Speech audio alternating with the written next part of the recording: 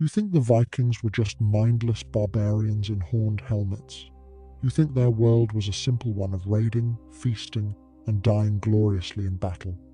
Tomorrow, you'd wake up to find your torn shirt was legal grounds for your wife to divorce you, take all your property, and leave you a social outcast. Viking society wasn't simple chaos. It was a paranoid labyrinth of sexual rules so extreme, so publicly invasive. They governed everything from poetry to warfare in ways that make modern courtrooms look like a playground. What you're about to hear isn't the heroic saga taught in classrooms. It's the raw, unfiltered truth, pulled from the original law codes and eyewitness accounts about how our ancestors built an entire civilization on sexual terror. The man's face drained white as the word left his accuser's lips. Ragga. That single syllable had just signed his death warrant. In the packed thing, the Viking assembly court, Enivate, warriors gripped their sword hilts. Everyone knew what came next. The accused had three choices: kill his accuser immediately, accept total social death, or face outlawry. There was no fourth option. The word rag meant something like unmanly or passive in bed, but its implications went far deeper. Vikings had created a two-tier citizenship system based entirely on perceived sexual behavior. At the top sat real men, those who penetrated. At the bottom cowered the urgi, those suspected of being penetrated, and suspicion was enough to destroy everything. Here's where it gets dark. The law codes were explicit.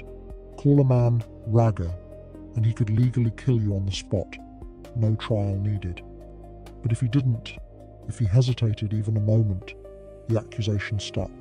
He'd lose his property rights. His testimony became worthless in court.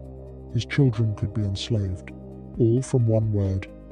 The paranoia this created was suffocating. Men watched each other constantly. Did he stand too close to another warrior?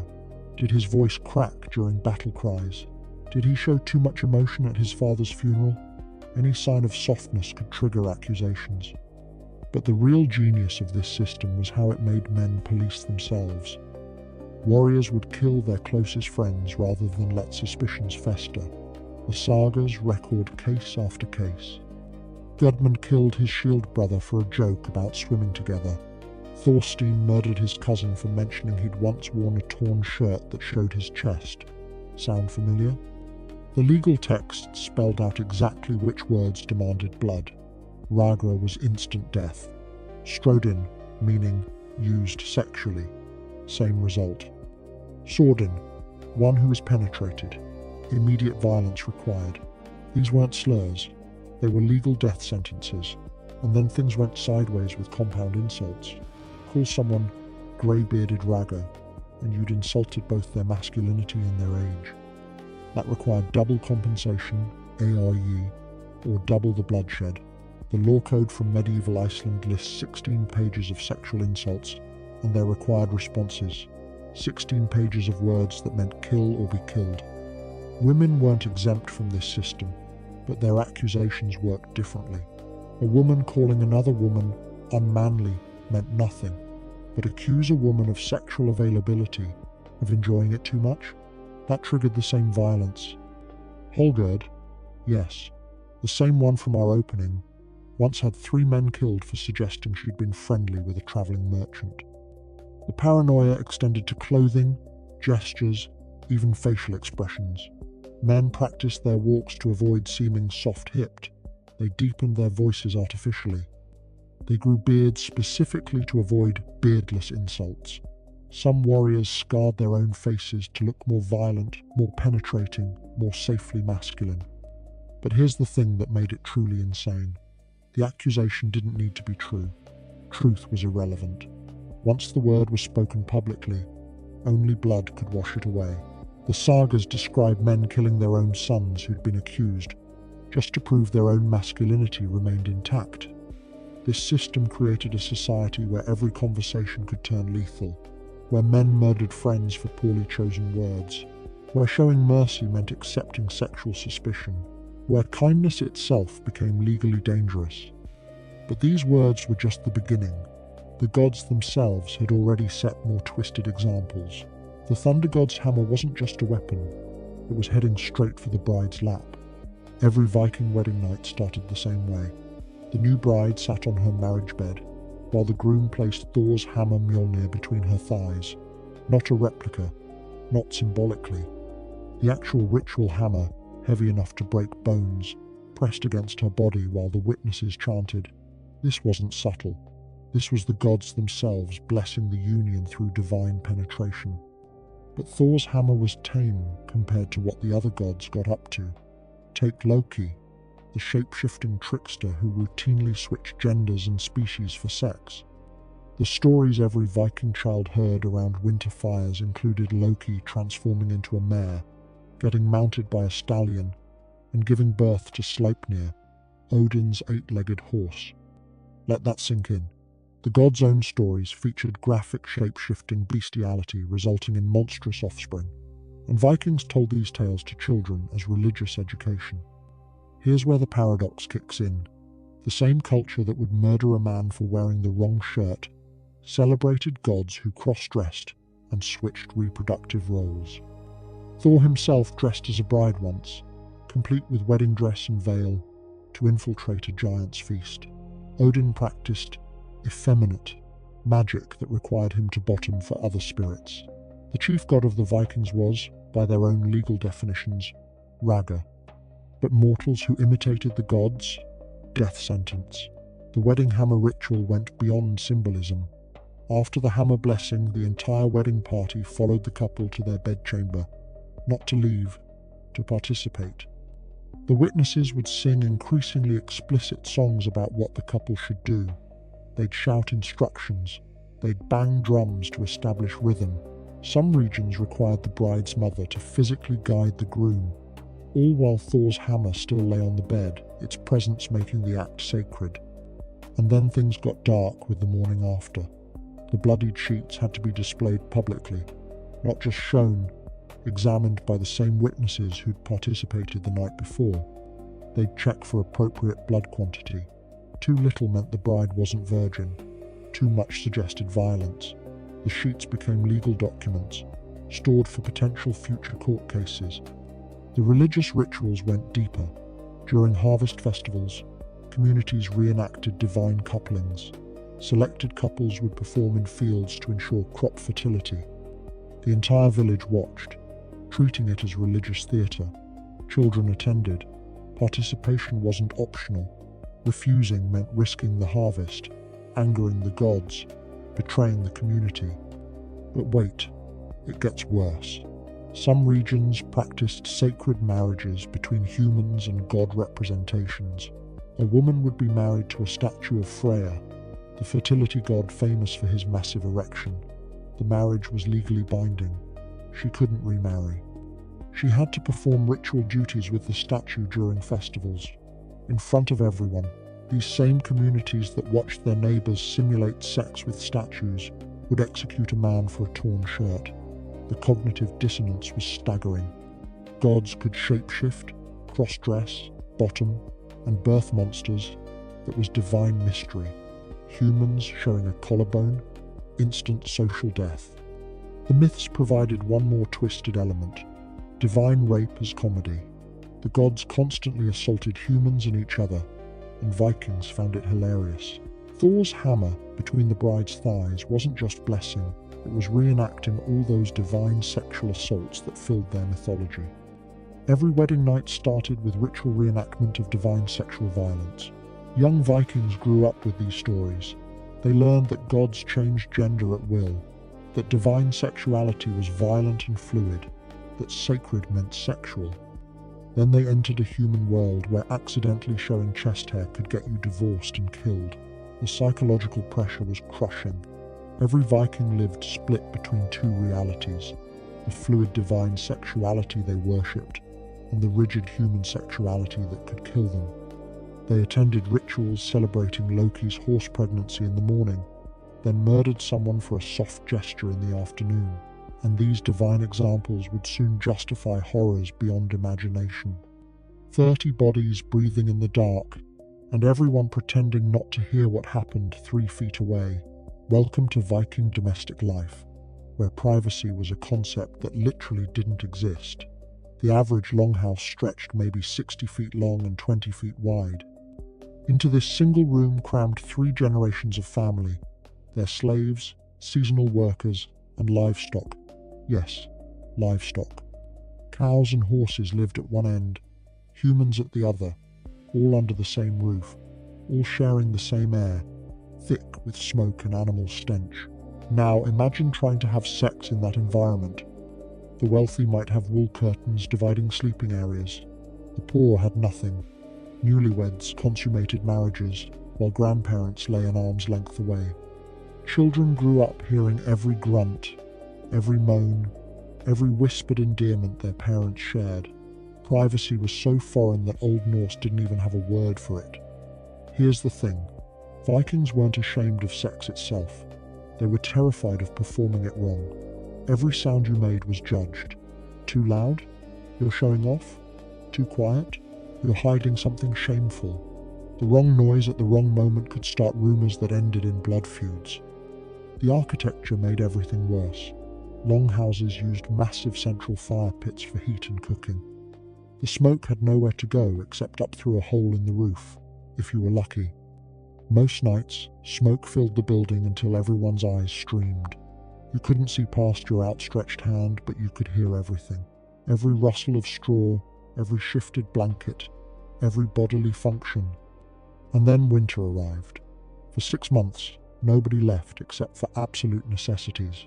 The same 30 people, trapped in the same dark room, developing the same coughs, sharing the same infections, pretending they couldn't hear the couple in the corner trying to conceive an heir, while Uncle Thor wheezed 3 feet away. The sagas describe the unspoken rules that developed. Never acknowledge sounds in the night. Never make eye contact the morning after. Never mention what you heard, no matter how unusual. One saga tells of a man who listened to his brother being murdered in the dark and said nothing, because acknowledging night sounds broke social code. But the real horror was performance anxiety. Vikings believed sexual prowess directly connected to honor. A man who couldn't satisfy his wife loudly enough for others to hear faced social death. Women who didn't respond enthusiastically enough were considered defective. Every intimate moment became public theater with an audience of exhausted relatives. Children absorbed these lessons young. By age 5, they'd witnessed dozens of sexual encounters. By 10, they understood the social coding, the omames, which sounds meant successful masculinity, which meant shameful failure. They learned to interpret every grunt and gasp like a language that could destroy reputations. The slaves had it worst. They slept closest to the animals, on bare ground, with no curtains at all. Free Vikings used them sexually without restraint, often in full view of everyone. The morning milking might include watching your owner take a slave girl against the cow stall, just another morning in the longhouse. Some tried to find privacy outdoors. Summer nights saw couples sneaking to barns or fields, but this carried its own risks. Getting caught outside suggested shame about your performance. Why hide unless something was wrong? The gossip could destroy you faster than staying inside and performing badly. The constant surveillance created elaborate deception systems. Couples developed silent communication. Hand signals indicating when others were asleep. Coded coughs meaning, "not tonight." Specific blanket arrangements showing availability. Entire relationships played out in gesture and implication while surrounded by witnesses. But here's what made it truly nightmarish. The witnesses had legal standing. That aunt who pretended to sleep through your wedding night, she could testify about your performance in divorce court. Those children who heard you every night for years, they'd grow up to become witnesses for or against your sexual adequacy. The psychological pressure was relentless. Every Viking lived their entire sexual life as public performance, judged by people who'd known them since birth. No moment of true intimacy. No escape from scrutiny. No privacy even in their own beds. The longhouse transformed sex from private pleasure into public trial. Every night became a test. Every morning brought potential shame. Every sound carried the weight of social survival. At least Longhouse residents had some protection. Those captured in raids faced something far worse. The auctioneer grabbed her jaw, forcing her mouth open to display her teeth like a horse. Dublin's slave market ran every morning except Sundays. By the time Irish morning fog lifted, hundreds of human beings stood naked on platforms, while buyers prodded their muscles and examined their bodies with the same casual efficiency used for livestock. This wasn't hidden criminal activity. This was the economic engine of Viking Dublin, where 30% of the population lived in chains. The mathematics of human trafficking were precise. A healthy male labourer cost 12 ounces of silver. A young woman suitable for household duties brought 15. Everyone understood what those duties included. Children under 10 went for 8 ounces, but only if they showed no defects. The auctioneers kept detailed catalogues: height, weight, teeth count, visible scars, suspected virginity, all meticulously recorded.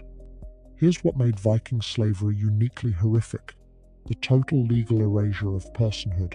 Slaves weren't considered human under law. Killing a slave brought the same penalty as killing a cow. We paid the owner for property damage. Raping a slave wasn't crime unless it damaged their sale value. The only legal protection slaves had was their worth in silver. The Dublin market specialised in Irish captives, but ships brought human cargo from everywhere.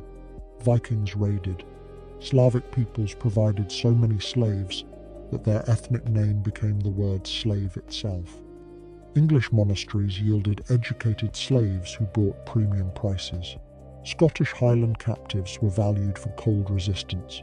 Each ethnic group had market stereotypes affecting their price.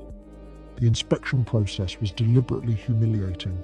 Buyers would force slaves to run in place, checking stamina. They'd pull lips back to count teeth. Women faced additional violations. Buyers legally examined everything, often publicly, while discussing breeding potential. The auctioneers encouraged thorough inspection. No returns, after all.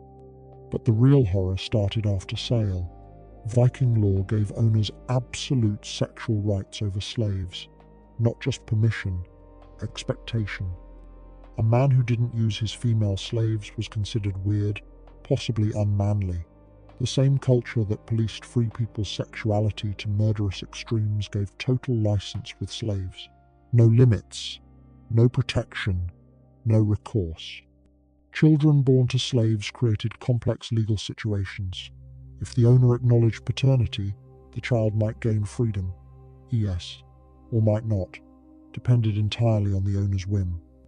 The sagas casually mention men with dozens of slave-born children, some freed, some sold, some kept for future labor. Women had no say in any of it. The psychological torture went beyond physical abuse. Slaves had to watch their children sold away like cattle.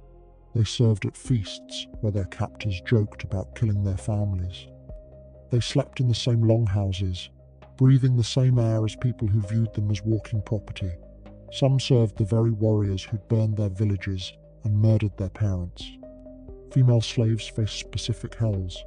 Beyond regular rape, they could be loaned to guests as hospitality. Refusing meant beatings or death. Pregnancy meant either abortion through violence or bearing children who'd be sold away. Some owners used slaves for public entertainment at feasts, forcing them to perform sexually for drunk warriors' amusement. The market's efficiency was terrifying. Dublin's slave traders developed transportation networks spanning from Iceland to Constantinople. They had standardized pricing guides. They offered bulk discounts. They pioneered human trafficking techniques that would be used for centuries. All of it legal, regulated, taxed by the authorities. Even death offered no dignity. Slave bodies were disposed of like garbage. No funeral rites, no burial mounds, just mass pits outside town. Unless, of course, their owner died first. Then slaves faced one final horror, being selected as grave goods, buried alive to serve in the afterlife. The numbers are staggering. At its peak, Dublin's market sold thousands of humans annually. Entire Irish bloodlines vanished into Viking slave networks. Generations lived and died as property. their names erased, their stories untold except as casual mentions in their owners' sagas. Some slaves adapted, even thrived within limits. They learned Norse, adopted Viking customs, earned gradual freedoms, but most lived short, brutal lives as human cattle. The lucky ones died quickly in labor. The unlucky ones survived decades of systematic dehumanization, watching their children suffer the same fate. These slaves would soon discover that even death offered no escape. She volunteered to die, but first she had to service 6 men while the Angel of Death watched. Ibn Fadlan couldn't believe what he was witnessing. The Arab diplomat had traveled far into Viking territories, but nothing prepared him for the funeral of a Viking chieftain. The slaves were asked who would join their master in death. A young girl raised her hand. Volunteering meant better treatment for her final days than she'd known in years of slavery. The 10-day funeral preparation turned her into a paradox. Honored and doomed, celebrated and sacrificed. They dressed her in fine clothes. They gave her strong drink morning to night.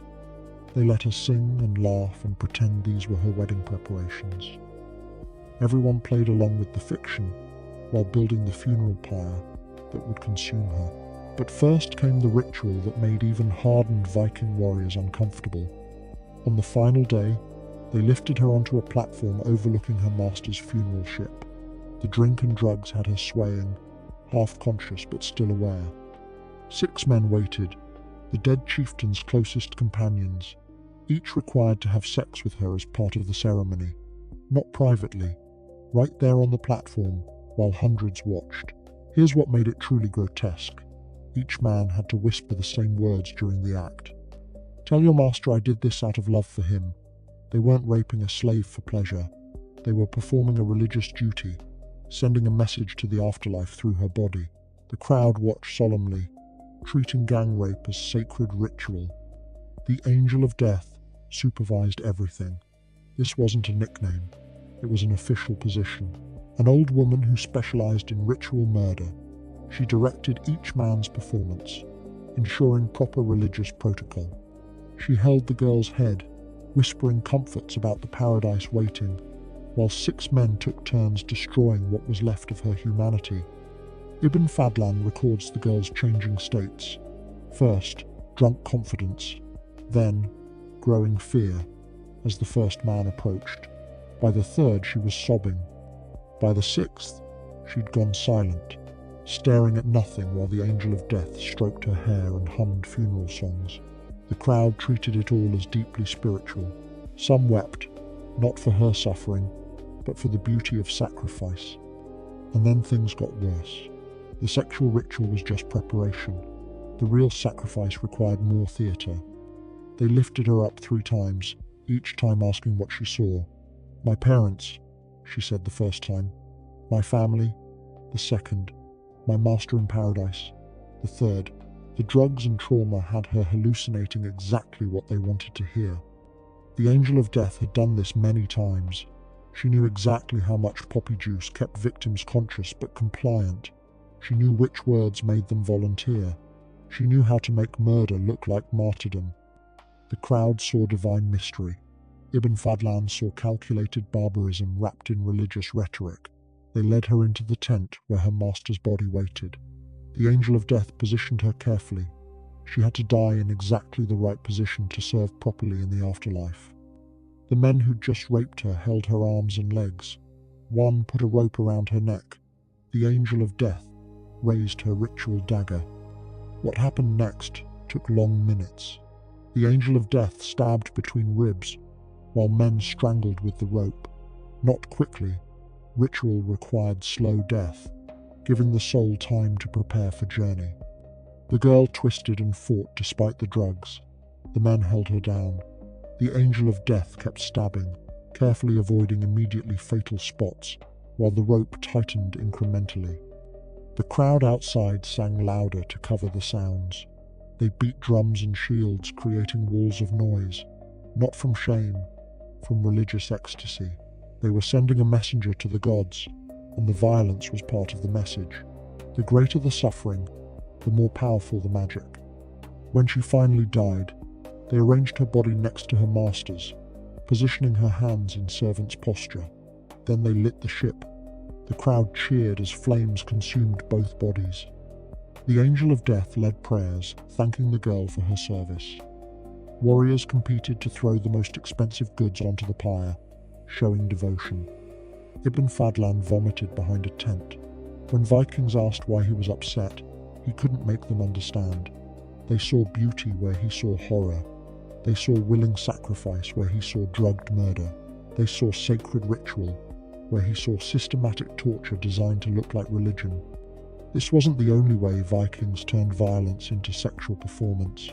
The blade didn't aim for his heart or throat, it went lower, carving a message everyone would understand. The battlefield outside Uppsala was littered with the wounded when Thorkel found his rival Bjorn among the dying. Instead of granting a warrior's death, Thorkel did something that would echo through generations. He sliced carefully, precisely, carving the shape of female genitals into Bjorn's forehead. The klamhugg, the shame stroke, marked Bjorn as sexually conquered, transformed from man to living symbol of penetration. Bjorn survived. That was the point. The klamhugg wasn't meant to kill Vik, it was meant to destroy something worse than life. Vikings had weaponized sexual humiliation into an art form. The specific cuts, always on visible areas, always genital in shape, turned the victim into a walking announcement of their own unmanning. Every person they met would see the scars and know, this man had been used like a woman. Here's what made it genuinely evil. The practice was completely legal. No law prevented marking enemies this way. In fact, delivering klamhugg in battle showed creativity, psychological warfare skills that other warriors admired. The sagas record admirers discussing particularly artistic shame strokes the way modern people discuss sports plays. The social death was instant and total. Bjorn couldn't enter the Great Hall anymore. His presence would pollute other warriors. His wife could legally divorce him without cause. His children could disown him. His property became contestable, all from scars that proclaimed him sexually defeated, penetrated, made woman. Some tried to hide the marks. They grew their hair long, wore unusual clothes, avoided public gatherings, but hiding confirmed shame. Real men would display battle scars proudly, except these weren't battle scars. They were rape declarations, carved in flesh, and everyone knew the difference. The practice evolved into elaborate variations. Some warriors specialized in specific patterns. One saga mentions a fighter known for carving realistic vulvas so detailed that viewers could identify individual features. Others preferred abstract symbols that suggested penetration without explicit representation. The artistry became competitive, with warriors trying to outdo each other in shameful creativity. But wait, it gets darker. The klamhugg created a caste of living ghosts. These marked men couldn't die honorably in battle. No warrior would fight them properly. They couldn't join raiding parties. They couldn't swear oaths or witness contracts. They existed in social limbo, alive, but excluded from every meaningful aspect of Viking life. The psychological torture was exquisite. Every morning, the marked man saw his shame in water reflections. Every person he met immediately knew his status. Children were taught to recognize the marks and avoid the carriers. Wives of marked men faced horrible choices: stay with a non-person or divorce and hope for better. Some marked men turned to banditry, forming outcast groups in forests. These bands of the sexually shamed became bogeymen in Viking stories, men so degraded they'd lost all human feeling. The sagas described them as more animal than human, driven mad by their marking, attacking anyone who ventured into their territories. The practice spread beyond battlefields. Legal disputes sometimes ended with authorized klamhugg. A man who couldn't pay debts might receive the marks instead of death. Captured pirates got marked before release as permanent warning. The shame stroke became a tool of social control, threat hanging over every Viking male. The suicide rate among marked men was enormous, but even suicide carried complications. Vikings believed only battle death guaranteed Valhalla. Marked men couldn't achieve honorable battle death. Suicide from shame didn't count as warriors' ending. They were trapped. Living meant daily humiliation. Dying meant eternal exclusion from paradise. Women faced their own versions. While Clamhug specifically targeted men, women could be marked with symbols indicating sexual availability or deviance. These marks, often on hands or necks, declared them public property. Any man could use them without legal consequence. The marks meant rape was no longer crime. It was expected. The truly sick part? Vikings saw this as merciful.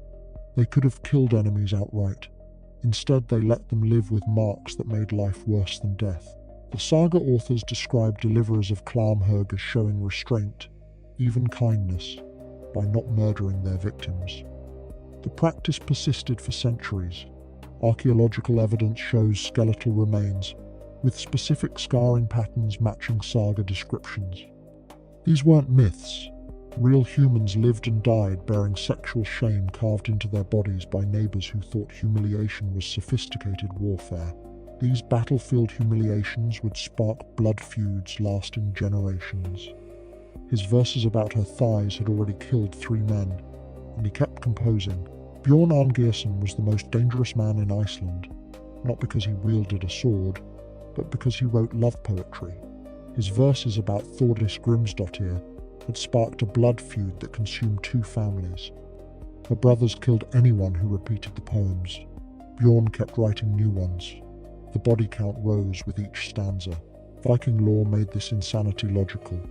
The Gragas law code explicitly banned lausavisor, love poetry about women. The penalty? Full outlawry, meaning anyone could kill you without legal consequence. Writing, "She has beautiful eyes," was legally equivalent to murder. The law didn't care about consent. Thordis might have enjoyed the poems, irrelevant. Poetry itself was the crime. Here's why. Vikings believed words had magical power. A skilled poet could literally reshape reality through verse. Love poetry didn't just describe desire, it created it, forced it, made women helplessly attracted against their will. Every passionate verse was essentially a rape spell, violating women through supernatural compulsion. The paranoia went deeper. Vikings thought poetry could physically affect women's bodies. A verse praising a woman's breasts might make them ache for the poet's touch. Lines about her thighs could make her legs fall open involuntarily. The more skilled the poet, the more dangerous his words. Master poets were walking weapons of sexual assault. But the real issue was honor. A woman featured in love poetry became publicly sexualized. Every person who heard the verses imagined her naked, wanting, available. Her father and brothers faced unbearable shame. Doe-eye, their female relative transformed into communal fantasy. The only restoration was blood. Kill the poet. Kill anyone who repeated his words. Kill until the verses died with their speakers. The saga of Burnt Jarl records the most famous case. Gunnar Hamundarson wrote verses about Hallgerd Longlegs. Not explicit verses, CSA, just mentions of her hair like golden fire, her stride like a queen's.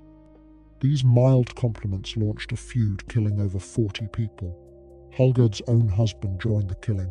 Despite privately agreeing she did have nice hair, the poetry itself followed strict rules that made it more dangerous. Viking verse used complex meters and intricate wordplay. A skilled poet could hide sexual meanings in seemingly innocent phrases. "Your wheat field awaits harvest" might mean exactly that, or might describe pubic hair ready for ploughing. Every poem became a puzzle that listeners obsessively decoded for hidden obscenity. Poets knew the risks and wrote anyway. Some claimed divine inspiration. Odin himself was patron of poetry and madness. Others were genuinely lovesick, composing verses they knew would kill them. The sagas describe poets writing final verses while their killers climbed the walls, finishing the last line as axes split their skulls. Women sometimes commissioned revenge poetry. If someone wrote verses about you, you could hire a better poet to write worse verses about them.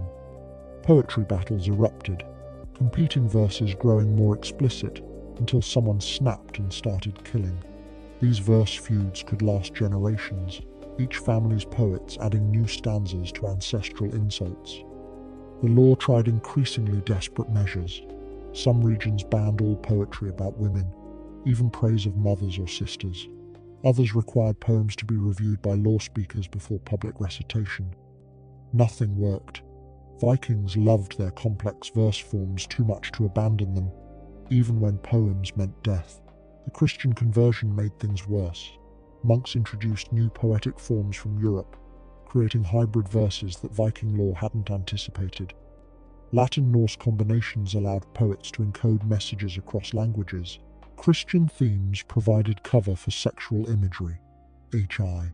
Suddenly, every salvation might mean orgasm, every resurrection an erection.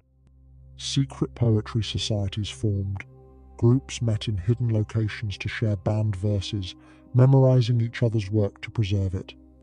If one member died, others would continue reciting their poems, keeping the offensive verses alive.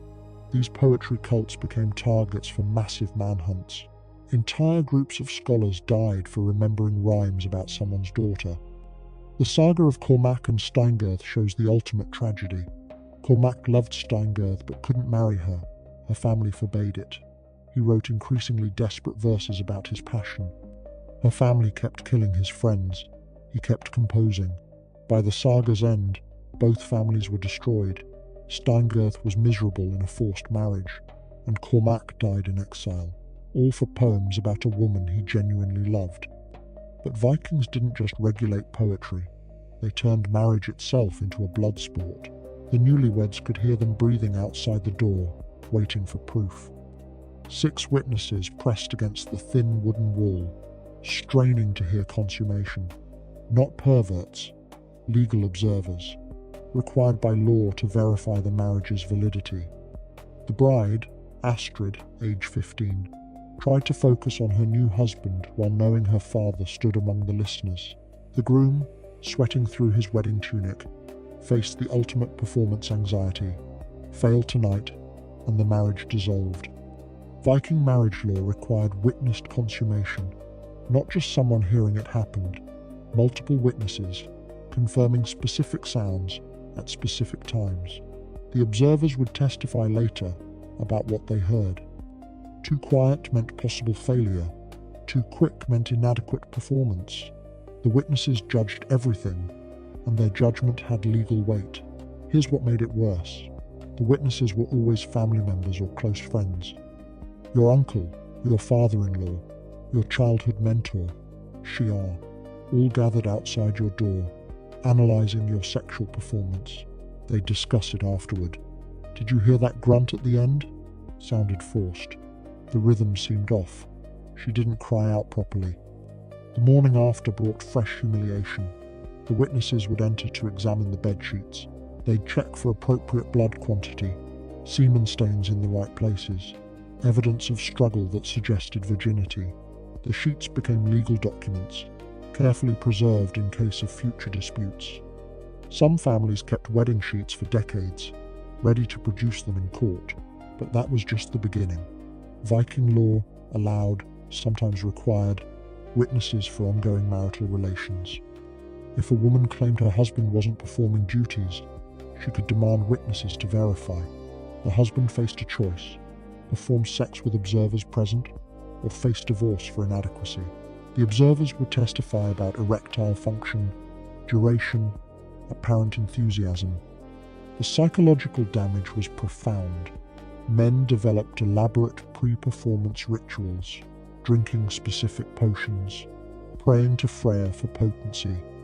Women learned to vocalize artificially, producing sounds the witnesses expected.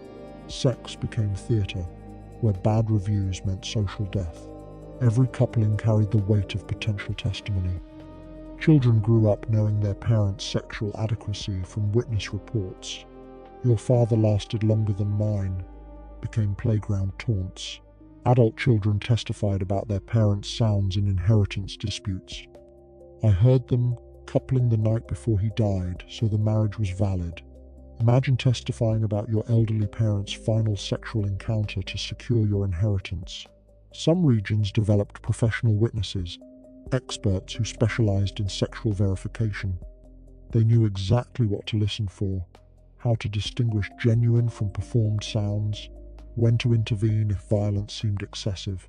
These professionals became powerful figures, their testimony able to destroy marriages or confirm legitimacy. The witness system created elaborate deceptions. Couples would stage fake encounters for witnesses while maintaining separate bedrooms. They'd hire others to make appropriate sounds while they slept elsewhere. Some wealthy families built houses with special acoustic chambers, amplifying sounds from the marriage bed to the witness room, ensuring everyone heard proof. But the darkest aspect was corrective witnessing. If a marriage seemed troubled, families could demand witnessed reconciliation, i.e., forced sexual performance, to prove the union remained valid. Imagine being ordered to have sex while your in-laws listened, knowing failure meant losing your children, property, and social standing. The practice extended beyond marriage. Business partnerships sometimes required witnessed consummation to seal deals, not between the partners, but proving each man could perform adequately, demonstrating masculine fitness for agreement. Major treaties included clauses about witnessed marriage consummations between allied families. Women suffered uniquely under this system. A bride who didn't bleed enough faced accusations of prior activity. Too much pain suggested weakness. Not enough suggested experience. The witnesses would debate her reactions, analyzing every sound for implications about her past. Their conclusions became her permanent reputation. The sheets themselves became fetish objects. Some families displayed them publicly for days, proving their successful alliance. Others locked them in chests, bringing them out for important occasions.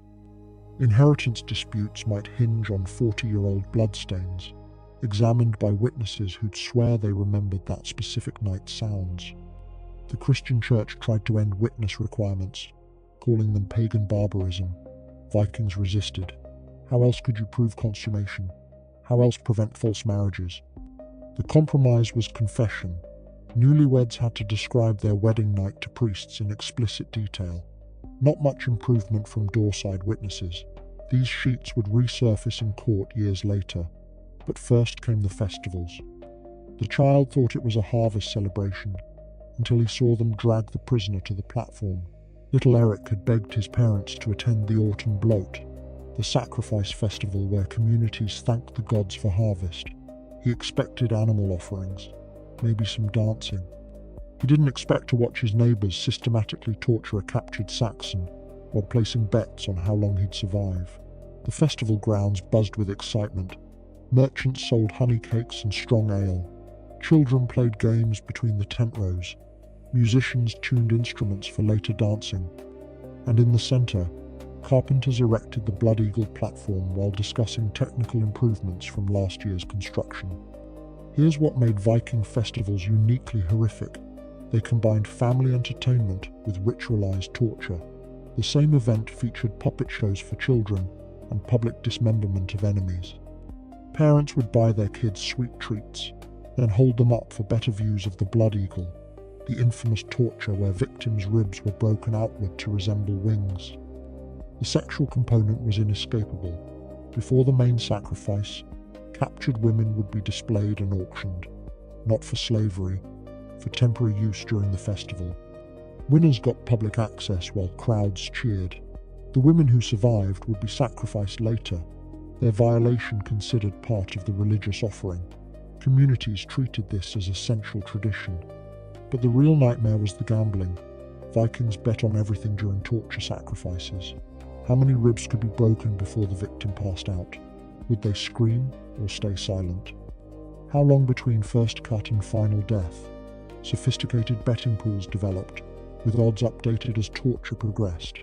Children learned mathematics by calculating suffering odds. The Blood Eagle itself was performance art. The executioner, always a respected community member, would narrate each step. Now, I separate the ribs from the spine.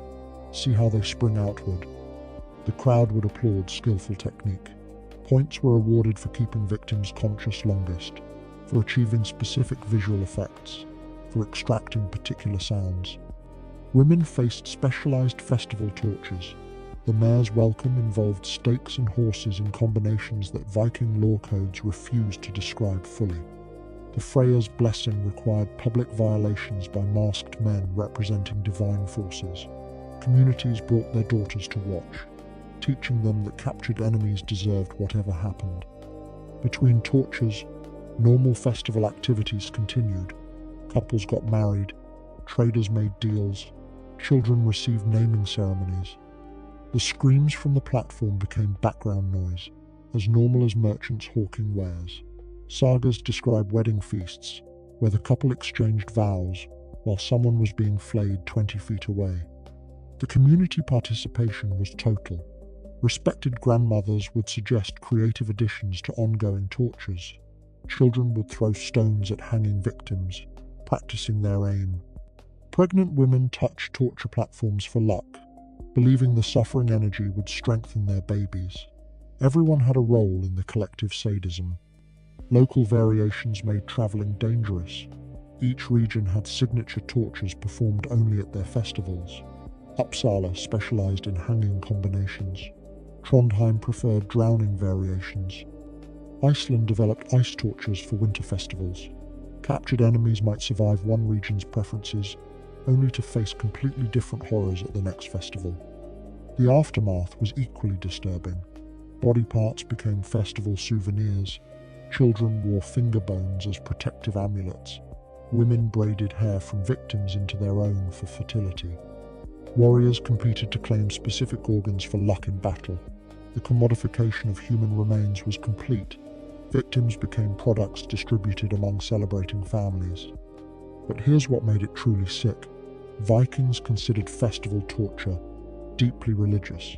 They weren't just hurting enemies, they were feeding the gods' hunger for pain. The more suffering extracted, the better next year's harvest. Bad weather meant insufficient torture offerings. Communities that showed mercy faced divine punishment through failed crops. The children raised in this environment absorbed clear lessons. Enemies weren't human. Suffering was entertainment. Sexual violence was religious duty. Community bonding happened through collective brutality. By adulthood, they'd eagerly bring their own children to watch, continuing the cycle. Some victims were kept alive between festivals, imprisoned for months to heal before next season's torture. These long-term captives faced unique hells, nursed to health by the same people planning their eventual dismemberment, fed well to ensure strength for proper suffering, treated almost kindly between festivals, then destroyed for entertainment. The festival torture economy was substantial.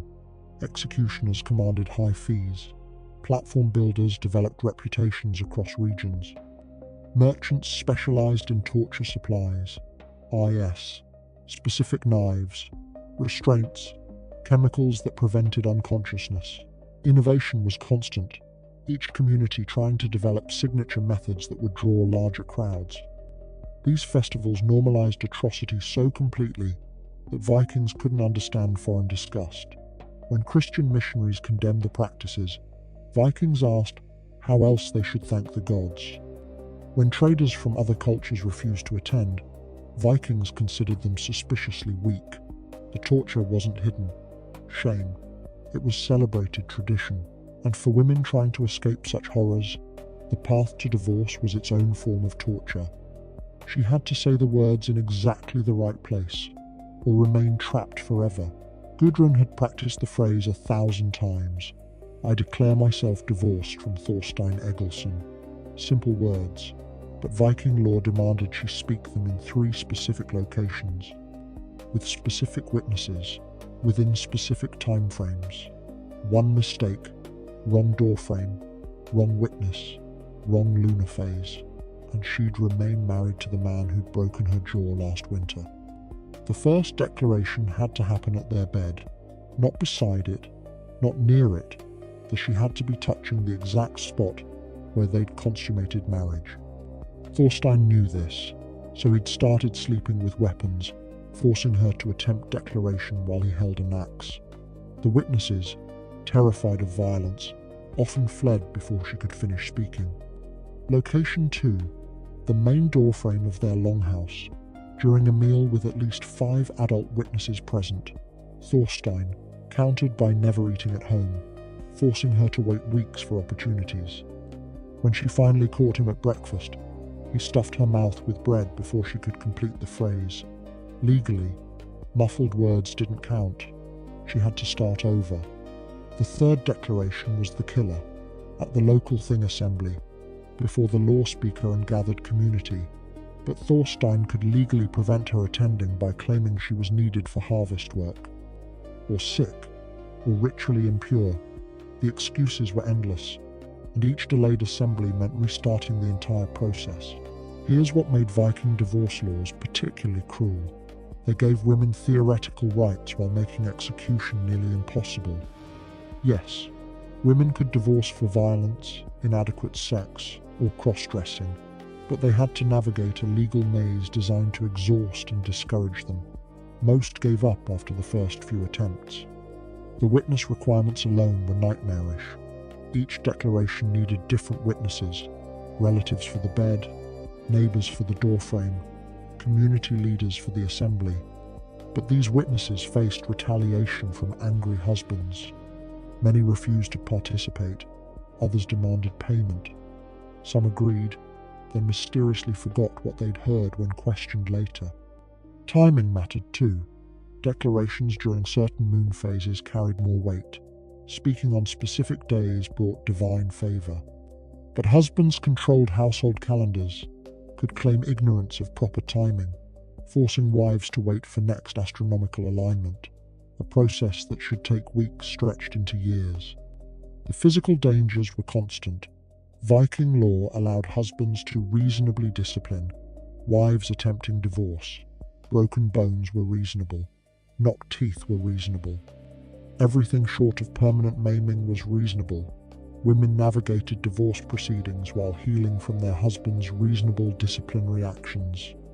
But Gudrun had advantages.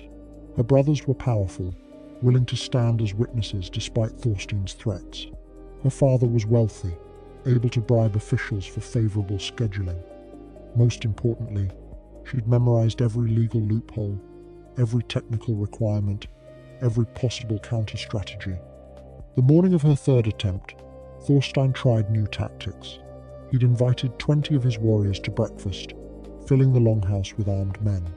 He sat by the doorframe, blocking it partially. He'd spread honey on the threshold, hoping she'd slip and mispronounce the legal formula. Gudrun navigated it all. She spoke clearly despite the warriors' deliberate coughing. She maintained balance on the slippery threshold. She named each witness formally while Thorstein's men tried to drown her out with singing. The words came out perfectly. Before these witnesses, at this doorframe, during this meal, I declare myself divorced from Thorstein Egilson. The assembly declaration should have been easiest. Public, protected, formal. But Thorstein made one last play. He accused her of theft, claiming she'd taken household items while leaving. The law speaker had to investigate before allowing her declaration. The investigation would take months, possibly years, unless Gudrun produced witnesses to every item she'd taken, receipts for things she'd brought into marriage, testimony from merchants about her personal purchases. She'd anticipated this move 2 years ago, keeping meticulous records.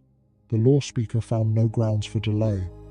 Standing before the assembly, bruised but unbroken, Gudrun spoke the final declaration. The marriage that had nearly killed her was over. Thorstein's face showed pure rage, but law was law. He couldn't touch her now without facing outlawry. She'd navigated every obstacle, survived every attack, fulfilled every technical requirement. But most women weren't Gudrun. Most lacked powerful families, wealthy fathers, brilliant legal minds. Most attempted the divorce dance once or twice before accepting their fate. The laws that supposedly protected them became labyrinths designed to trap them. Which brings us back to that smoky longhouse, where Hallgerd was about to demonstrate the ultimate power of Viking sexual law. The smoke still hung thick in the longhouse, but now the silence was deafening. Hallgerd's words echoed in the rafters. He dresses like a woman, showing his chest like a wet nurse. Her husband, Thorvald stood frozen as the implications crashed over him. The torn shirt he'd dismissed as meaningless that morning had just cost him everything. The witnesses shifted uncomfortably, already calculating the social realignments. Thorvald's brother moved away from him, creating physical distance from the contamination of unmanliness. His trading partners avoided eye contact, knowing their contracts were now void. No one could do business with a man declared effeminate. Even his elderly mother turned her back, the ultimate rejection. Hallgerd wasn't finished. She pointed to specific witnesses, naming them formally for the legal record. Bjorn Ironside saw the chest exposure. Astrid Thorsdottir witnessed his shameful dress. Gunnar the law speaker observed his womanly display. Each naming was a nail in Thorvald's social coffin. These witnesses couldn't deny what they'd seen without facing legal consequences themselves. The property division began immediately. Hallgerd claimed her dowry, her morning gift, and here's where her preparation showed: compensation for emotional damage from viewing unmanliness. She'd brought witnesses to testify about previous shirt incidents, building a pattern of cross-dressing behavior. Thorvald couldn't contest it. The torn shirt was visible evidence. He'd walked into the longhouse that morning, a wealthy farmer. He'd leave with barely enough to survive winter. But the real devastation was social. Thorvald's unmarried sisters now faced impossible marriage prospects, who would ally with a family tainted by effeminacy. His nephews lost their apprenticeships as other warriors refused to train them. His name became a cautionary tale told to children about the importance of proper dress, all from a shirt that tore while loading grain. The speed of his fall was breathtaking. By sunset, former friends crossed streets to avoid him. The blacksmith refused his business. The tavern keeper suggested he drink elsewhere. Even beggars rejected his charity coins, fearing contamination from acknowledged unmanliness. Viking society had perfected social death, and Thorvald was experiencing it in real time. Hallgerd, meanwhile, emerged transformed. No longer just another farmer's wife, she'd proven herself a master of sexual law. Other women sought her advice on divorce strategies. Men treated her with newfound wariness. Anyone clever enough to weaponize a torn shirt was dangerous. She'd used Viking sexuality's bizarre rules to destroy a man who'd beaten her for years, and everyone knew it. The longhouse itself felt different. The same space that had witnessed countless boring legal proceedings now crackled with possibility. If a visible collarbone could end marriages, what else might hidden technicalities allow? People studied law codes with fresh intensity, searching for exploitable clothing violations, missed words that might carry sexual implications, any leverage in the constant battle for social survival. This moment, absurd to modern minds, exemplified everything about Viking sexual practices, a society that celebrated shape-shifting gods but executed men for soft voices. That required witnesses to marital sex but banned love poetry. That turned slave rape into religious ritual but divorced spouses over fabric tears. Every contradiction, every brutal logic, every impossible standard crystallized in Hallgerd's triumphant stance over her socially murdered husband. The Vikings created a sexual culture so extreme it consumed everything. Law, religion, economics, daily survival. They weaponized intimacy, legalized brutality, and ritualized violations that shock even historians. Their practices reveal human capacity for systematized cruelty, for taking natural impulses and twisting them into social weapons that destroyed lives over torn shirts and whispered words. Archaeological evidence continues surfacing: 2PA, scarred bones, mass slave graves, ritual platforms where communities gathered for entertainment torture. Each discovery confirms the sagas weren't exaggerating. If anything, they sanitized the reality for political reasons. The true scope of Viking sexual violence may never be fully known. But perhaps the most disturbing legacy is how normal it all seemed to participants. Children raised in this system found nothing strange about festival torture or witnessed consummation. The practices weren't aberrations, they were culture, tradition, the way things had always been done. Today's extremes become tomorrow's mundane realities, when entire societies participate in collective brutality. The smoke finally cleared from the longhouse. Thorvald was gone, stumbling into exile. Hallgerd stood victorious, having mastered the same system that had oppressed her. And Viking society continued forward, where showing your chest could end your life, but ritually murdering slaves was just another Tuesday.